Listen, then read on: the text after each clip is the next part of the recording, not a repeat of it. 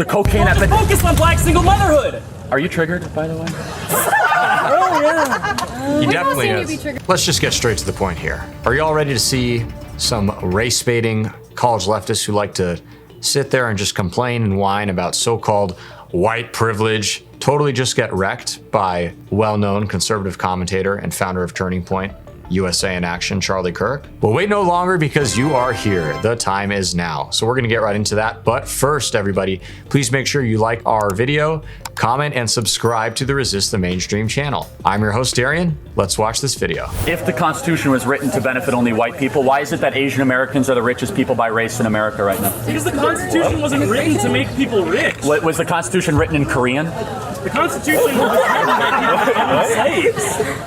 Yeah, yet Korean Americans and Vietnamese are actually benefiting the greatest from this American experiment. Actually, in California, as a direct result of Asian success, there were laws passed that stopped Asian Americans, or Asians period, Asian immigrants, from being able to become citizens or own land. Chinese Exclusion Act, you don't recall of Asian success. So no, like structurally there have been so many roadblocks. So you're proving my point precisely? No, I'm not. Trying to make a point? So your point is that we were racist against Asian Americans and now they're the richest in America, so they went through a vast time of inequities and they rose above it and they're much richer per income and wealth than white Americans. No, that happens because Americans realized that they f***ed up and they lost all of the labor that was going to be possible for people to work on farms in California in order to exploit the land that was in California. There was no way for them to have people to work there, and that's why they brought immigrants back. That's why. So what social program was designed? Literally built on our backs. With that, again, swearing and saying things like that doesn't make your argument any more valid. But okay, but it helps me take out a little bit of my anger. That's fair. Which is valid for me to do.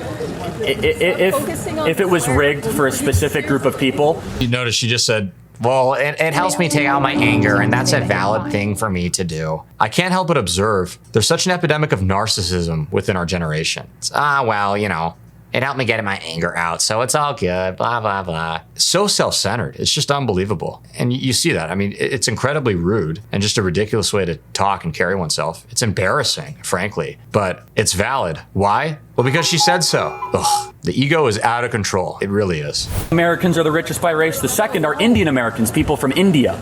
And the third would be white Americans. Yeah, I'm aware. Yeah, so how is why is that? How do you feel about phrenology? What are you saying about racial inequality then on the other side? So why? No, but explain to me why that is. I could tell you why it is, though. Maybe the top 1 or 5% are the richest. What about the global South? What about the poverty? What about the lowest? What about the okay? So let's talk about the lowest 50%. What are in America or globally? Well, yeah, no, in America and globally as well. Okay. As globally. What's their racial background? What's the racial demographic of that?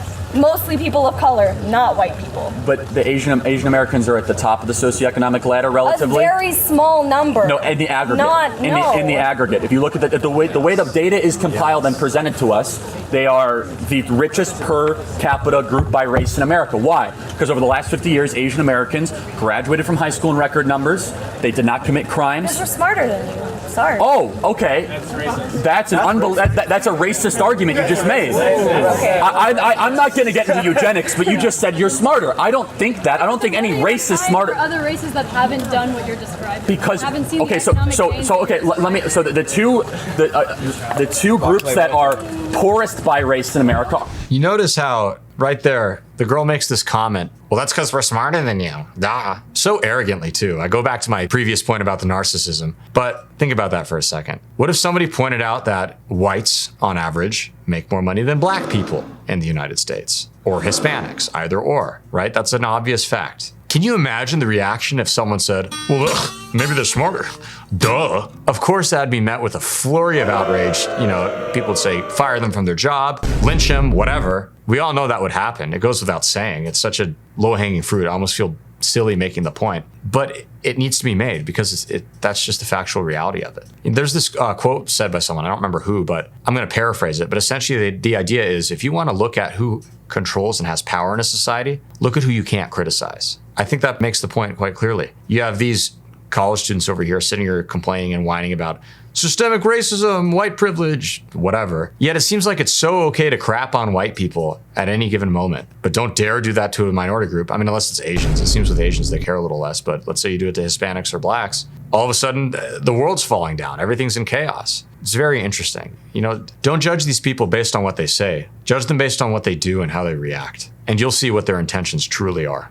Let's keep going. Native American Indians and African Americans. We've done the most to try to help them over the last 50, 60 years. We have the Bureau of Native American Affairs in the federal government. We spent $22 trillion in the federal government trying to help Black America, and Black America is poorer today than before we tried to start to help them. $22 trillion. Racism that just exists in the system. Okay, so your argument, institutional racism. My argument is failed policies that Lyndon Baines Johnson, a bitter and committed racist, you and I will both agree, and a dyed-in-the-wool Democrat who didn't want to sign the Civil Rights Act, passed the Great Society, which clustered. Do you think JFK was going to sign the Civil Rights Act? Well, he wanted to before he was. He was certainly not going to. So you're right. The Democrats were opposed to it. You're right. Oh, no, the Northeast Democrats. LBJ was definitely for it because he was from South Texas.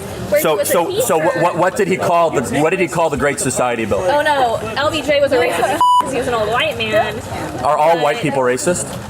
I would say that I think white people have an implicit bias. You can argue with me. I think white people have an implicit bias. Do you understand how racist it is to think that all white people are racist? We don't experience systematic racism. We don't experience systematic racism. Okay, so let's talk about that. So then how did Asian Americans climb up the power structure? That has nothing. I just did. No. Can anyone explain that to me? Because I can't. I'll explain. Most Asian Americans here. Okay, you said Native Americans, Black Americans. Are the two poorest by race? That's what keeps them in common? Okay, they've been here for a while. Okay, so you know what keeps them in common? Yeah. They also get the most government benefits per capita than any other group in America because the way government programs are. That's a symptom, not a cause. No. And you can go to almost a direct date. Black America is poorer today than before we started helping Black America. The welfare programs. By helping even by desegregating, I don't think that's much help. Okay, so how about this? The black single motherhood rate in year 1964 was 22%. Now it's 74%. How on earth does that happen? It happens because we subsidize single motherhood through the 70s, 80s, and 90s by saying if you get married, you lose your government benefits.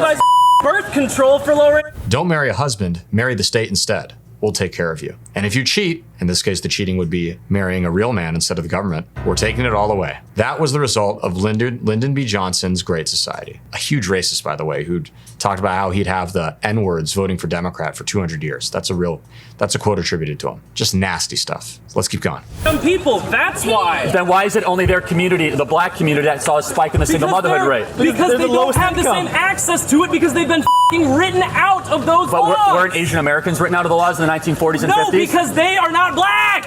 Oh, okay, so it's only black people that experienced a tough 20th century. No, I'm talking about black people that were specifically written out of these laws. Asian Americans were written out of laws in the 1940s. We put Asian Americans in internment camps. I understand. You guys know the soy jack meme? We need to make a soy jack meme with that guy. I'm gonna leave it to one of our viewers to do it. Please feel free, guys. Send it to us. If it's good, I can't make any promises, but if it's good, maybe we'll do something with it. All right, let's keep going. So what you did that? I'm sorry? You did that? Well, California Democrats did that in the 1940s under the direction of Franklin Delano Roosevelt. Switched positions on those ideas. Did you take U.S. history? Yeah, I did. That is one of the biggest lies ever taught in U.S. history, and we could talk about that. So. Democrats have always been about control and always been about power. That is the continuity. Republicans have always been about freedom. The Republican Party was founded in 1860 as an anti-slavery, freedom for all people. The Republican Party was founded as an anti-slavery party for rights of all Americans in 1860, founded in Ripon, Wisconsin, and it has not changed. It has always been about the equality and freedom of all people. The Democrat Party has always been about division. What do you think about the war on drugs that the Republican Party? No, I actually would have more sympathy with you about decriminalizing marijuana and the war on drugs. So. Yeah, I know it's funny to believe in freedom, but how come whenever we bring up something drugs, how is that about freedom? I'm sorry, but like Reagan was one of the biggest proponents of the war on drugs. How is that freedom? How is that pro-freedom? Again, it was a bipartisan agreement, but I would agree. I think that's a valid point. I'm sorry, who are you? How come every single thing? I think it's Well, I mean, I know it might amaze you to say that I actually said you made a valid point that Republicans have been hypocrites on the war of drugs over the last 30, 40 years. But then can you also recognize that the war on drugs disproportionately hurt people of color, and that's one of the reasons why they haven't experienced the economic gains that you say everybody should have experienced? So how big of a reason do you think that contributed to the rising single motherhood rate in urban Pretty communities? significantly. I mean, if the dad's in jail, then I mean, So why is it only their community that saw the spike in single motherhood Because rate? crack Despite So many black fathers were being sent to prison. and it was only black communities doing cocaine. It wasn't Hispanic communities or Asian American communities or white American communities doing crack cocaine. Demographics for those communities. The cocaine Don't just epidemic. focus on black single motherhood. Are you triggered, by the way? He We've all definitely seen you is. be triggered on YouTube as well, so don't act like yelling and being upset is something independent to people on the left. Well, I get yelled at more than that. dude, But anyway. Congress sort of 100 to 1. But let me ask you a question. The crack cocaine epidemic in the 1980s hit all communities. It hit the black community the worst, but it hit all communities. Yeah, so Correct. it hit all communities, but the black community the worst. Okay, so how come Congress threw it a 100 to 1 sentencing disparity? No, with, again, you're gonna crack find cocaine having. you're gonna find sympathy with me in the drug law argument, but you're not gonna find sympathy is that we continually subsidize through these welfare programs and then broken public schools. We can get into that, which is a complete relationship with the Democrat Party and the cartel, which is public sector teacher unions. That does not allow good teachers to be paid more and bad teachers to be fired. Yes, the public sector teacher union is a cartel.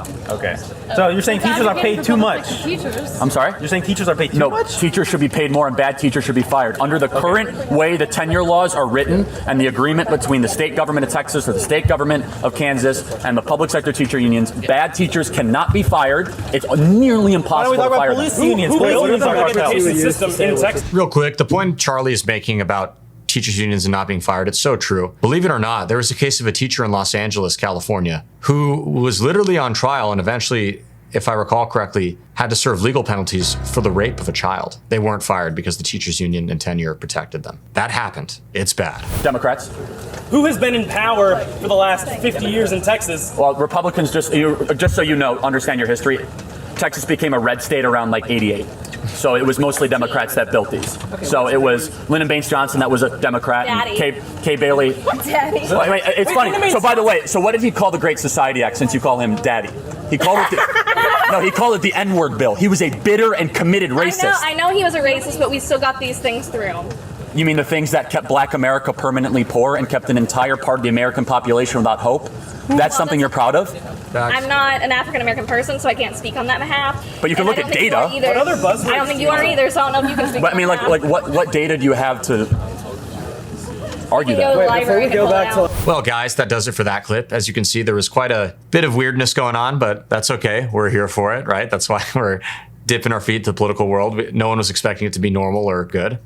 Although maybe we should. But yeah, we hope you enjoyed the video. Please be sure to comment below. Let us know what you liked and what you want to see in the future. And we'll see you all again soon. Thanks so much, guys, and God bless.